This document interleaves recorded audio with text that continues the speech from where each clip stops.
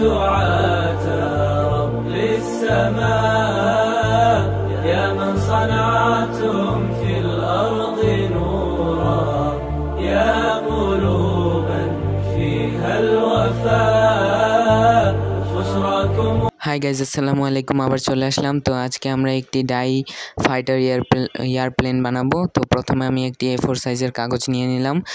তো এই কাগজটিকে আমি এখন মাঝ বরাবর ভাঁজ দিয়ে নেব। এখন আমি মাঝ বরাবরের ভাঁজটি খুলে নেব এবং ভাঁজের এক সাইডে এই যে ভিডিওর মতো আমি এভাবে ভাঁজ দিয়ে নেব, অন্য সাইডেও ঠিক একইভাবে ভাঁজ দেব। তো ভাঁজ দেওয়া শেষ। এখন আমি সেই ভাঁজের ওপর আবার আরেকটি ভাঁজ বসাবো দুই সাইডে। দেন আমি এটিকে একেবারে শেষ প্রান্ত পর্যন্ত নিয়ে মাঝখান বরাবর একটি ভাঁজ দিয়ে নেব। তো এই আমার ভাঁজ দেওয়া শেষ। এখন আমি এটাকে উল্টো করে নেব। উল্টো করে নেওয়ার পর মাঝখান বরাবর আমি আরেকটা ভাঁজ দিয়ে নেব। দেন আমি এটার কোণাকে ভিডিওর মতো ভাঁজ করে নেব। আপনারা ভালো করে দেখলে বুঝতে পারবেন।